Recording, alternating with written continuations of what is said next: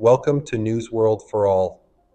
If you're looking for in-depth coverage and insightful analysis of the world's most significant events, you're in the right place. Today, we bring you a moment of historic proportions: the collapse of Bashar al-Assad's regime in Syria. After over 50 years of iron-fisted rule by the Assad family and a brutal 13-year-long civil war that reshaped the Middle East, the regime has finally fallen. Bashar al-Assad has fled the country, seeking asylum in Moscow, while rebel forces have taken control of Damascus, the heart of Syria. The story of Assad's downfall is one that intertwines war, geopolitics, and human resilience. The offensive that brought down the regime came with astonishing speed, surprising both Assad supporters and international observers. Rebel forces, led by the coalition group Hayat Tahrir al-Sham, or HTS, advanced through key territories with little resistance. In a matter of days, they reached the gates of Damascus. What was shocking wasn't the speed, but the absence of opposition. Regime forces simply melted away. Soldiers abandoned their posts, tanks were left to rust on the streets, and checkpoints that once symbolized the Assad regime's stranglehold over its people disappeared overnight. Inside Damascus, the scenes were extraordinary. Buildings that once showcased Assad's portraits now stood defaced, torn down by citizens eager to erase the legacy of decades-long repression. Symbols of fear and control were set aflame as Syrians took to the streets in celebration. Saidnaya prison, infamous for its role in holding political dissidents and subjected prisoners to unspeakable torture, was stormed by rebel forces. Thousands of inmates, men and women who had been denied freedom for years, walked out, some in tears, others shouting "freedom" as they hugged their families.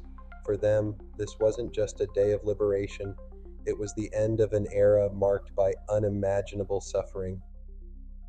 The significance of Assad's flight to Moscow cannot be overstated.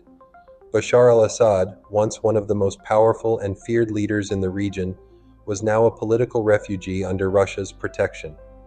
For Russia, the fall of Assad represents a major blow to its influence in the Middle East. For years, Moscow propped up the Assad regime, providing military, economic, and political support to maintain its foothold in Syria. The Tartus naval base, a critical point for Russia in the Mediterranean, is now under threat. Moscow had invested heavily in Syria, but in the end, its support was not enough to save Assad from collapse. Iran, Assad's other major ally, also suffered a devastating setback. For Tehran, Syria was a linchpin in its network of regional influence. Through Assad, Iran funneled weapons and resources to Hezbollah in Lebanon and maintained its military presence near Israel's border. With the fall of the regime, Iran's strategic ambitions in the region have been severely weakened, and the ripple effects could reshape the balance of power across the Middle East. World leaders were quick to respond to these extraordinary developments. US President Joe Biden called the fall of Assad a fundamental act of justice for the Syrian people, but warned of the challenges that lie ahead. Biden emphasized that while this is a moment of hope, it also carries the risk of instability. The European Union pledged to support the reconstruction of Syria and help facilitate the return of millions of refugees who fled the war. In Saudi Arabia, officials welcomed the fall of Assad, but called on the international community to respect Syria's sovereignty and avoid external interference. Israel, meanwhile, saw Assad's downfall as a strategic opportunity. For years, Israel has viewed Iran's presence in Syria as a major security threat. With the regime's collapse, Israel now has an opportunity to weaken Hezbollah and reduce Iran's influence in the region. However, Israeli officials remain cautious, fearing that instability in Syria could give rise to new extremist groups. At the heart of this revolution is Hayat Tahrir al-Sham, or HTS, a rebel coalition led by Abu Muhammad al-Jolani. In a historic speech delivered at the Umayyad Mosque in Damascus, Jolani declared victory, Calling the fall of Assad a new chapter for the entire Islamic nation, he promised to protect minorities and ensure that Syria would be governed by institutions chosen by the people. But HTS remains a controversial player on the global stage. Once linked to al-Qaeda, the group has spent years attempting to distance itself from its extremist roots. While Jolani speaks of moderation and inclusion, the international community remains skeptical. The United States still designates HTS as a terrorist organization, and many fear that its rise to power could bring a new era of extremist rule in Syria. Jolani's promises will be tested in the months to come as the world watches to see whether HTS can deliver on its commitments or if Syria will once again fall into chaos.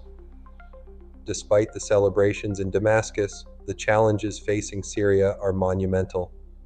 13 years of war have left the country in ruins.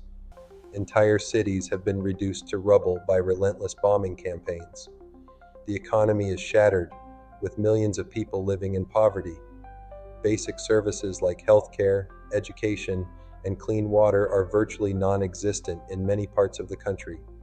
Millions of Syrians remain scattered across the world as refugees, living in overcrowded camps in Turkey, Lebanon, and Jordan.